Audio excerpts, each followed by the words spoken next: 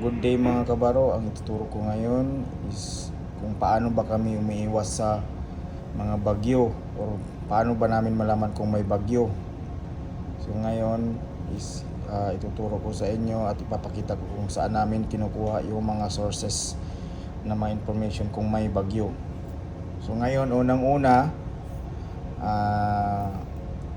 may weather packs kaming ito. So ito yung weather packs namin, araw-araw kaming kumukuha ng weather. So ito yung nagpapadala sa amin ng kung may bagyo ba or gale warning or maalon. So dito namin kinukuha. So may mga frequency lang ito. So hindi ganong maklaro kasi gabi. Pero ito yung mga frequency na may mga idadial mo lang kung ano yung mga frequency na designated dito sa area nito. So dito isa ito sa sources ng kung paano namin malaman kung may bagyo or kung masama yung panahon. So pangalawa is yung dito sa EGC namin. So ito nagbibigay din ito ng information kung may bagyo o kung may masama yung panahon. So dito nagpiprint kusa. So may mga settings lang dito na kailangan sa area na ito para mag-preprint siya automatic, para magbibigay siya ng information. So pangatlo is yung doon sa pinakita ko kanina.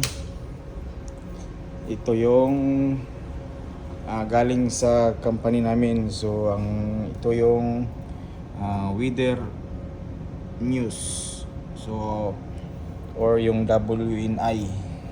So nagpapadala kami lagi dito.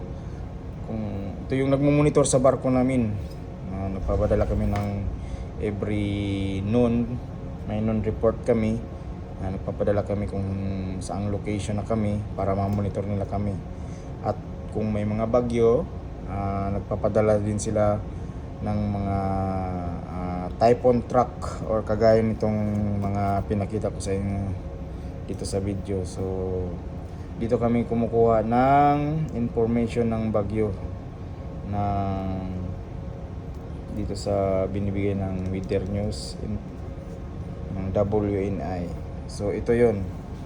So ngayon is nandito yung Typhoon Ragasa, yung super typhoon ngayon na currently nandito sila dito sa Hong Kong, sa may Pilipinas. Yan. Ito yung typhoon track niya. So ito yung super typhoon, medyo malakas talaga ito.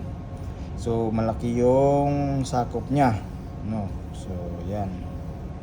Ayan. So ito yung Taiwan, ito yung Pilipinas, ito yung Hainan, China, dito yung Hong Kong. So ngayon, hindi pa tapos ito. Meron na naman napadala naman sa amin yung WNI ng bagong weather forecast. So meron na naman na-develop na tropical depression. So hanggang nagiging magiging typhoon naman to pag naman develop. Ayan. So ito yung kagaya lang din ito, no? So kung ito yung maalon ba o hindi.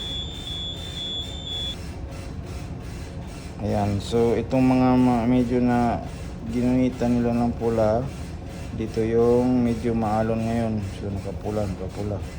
So ngayon nandito kami banda. So malayo kami sa alon. Kaya nag-shelter muna kami. Ngayon, paano namin itong iniiwasan? So minomonitor namin kung anong date na dito yung na-position, kasi may nagbibigay naman sila ng position dito. So pinaplat din namin kung saan kami banda. So ngayon supposedly galing kami ng Taiwan. So yung nung bumitaw kami ng Taiwan, so nandito pa yung bagyo. So pumunta muna kami ng Hong Kong, wala nang schedule. So maabutan kami. So dito yung Hong Kong, so maano talaga tatama talaga sa amin. So ang ginawa namin is pumunta kami dito sa Hainan, no?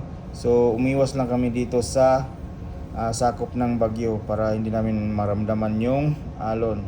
So ngayon is currently nandito kami nag-shelter sa south of Hainan.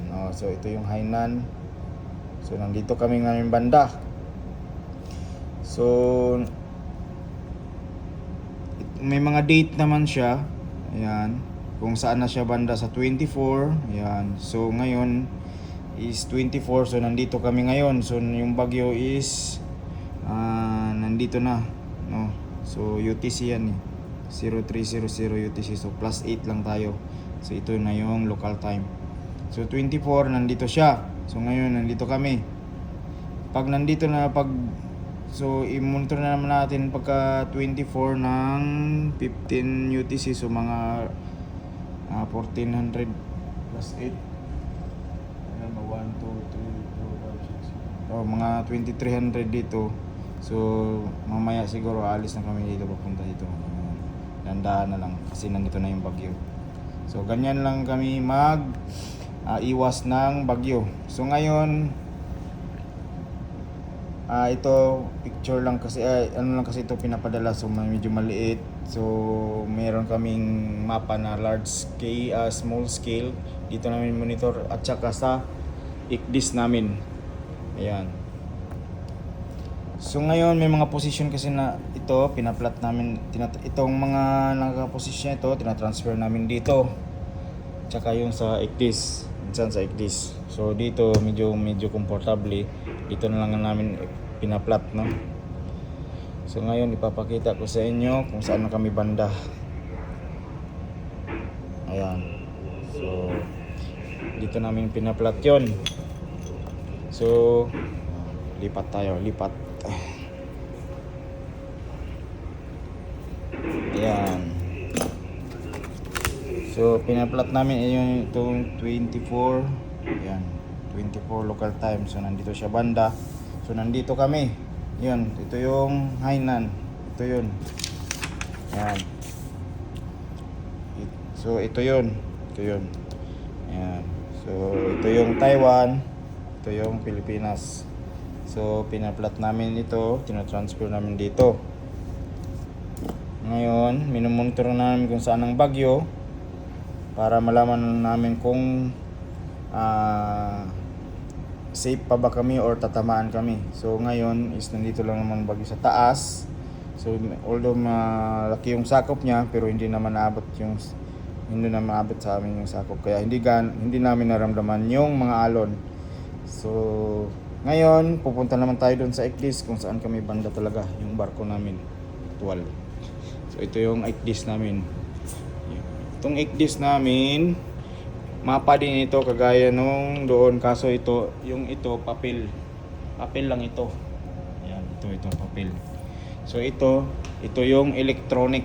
So mapa din ito na parang transfer. So although medyo hindi gaano klaro kasi marami ng markings. So ito yung Hainan. So ngayon yung barko namin is nandito. Dito. Ayan, nandito yung barko namin nakahinto. Ayan. Yan. Ito yung barko namin. Zoom pa natin yan. Ayan, kita na. So yan, pag i-zoom out mo, medyo maliit na siya. Para makita talaga yung mapa. Ayan. Ito yon. Ayan. Ito yung Hainan, yung pinakita ko doon sa picture sa mapa namin mamaya. Tapos hindi na ganun kita yung Pilipinas. Ayan, Philippines. Yan. Saka Taiwan. Hindi na makita sa markings. Ayan, Taiwan. So ngayon nandito yung bagyo. Saan yung bagyo? So nandito yung bagyo banda. Hindi makita. Yan, nandito yung bagyo banda na. So kami is nandito. Yan. Mamaya pag kaabot na yun dito is dahan-dahan na kaming may course line na kami yan. Dito kami daan. Papuntang Hong Kong. Kasi Hong Kong kami. Yan.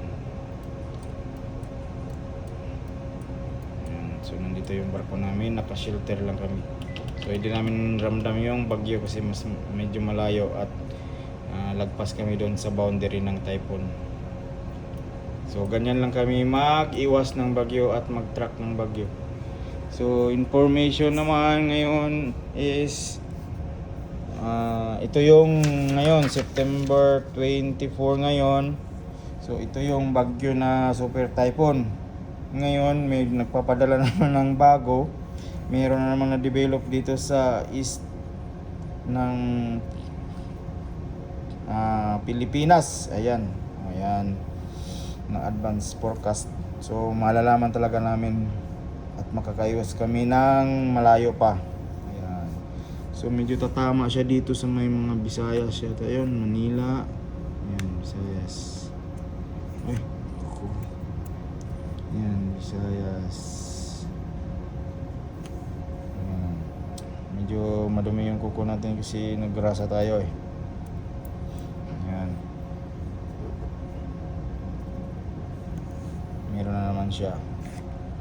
So yun lang. At sana may natutunan kayo.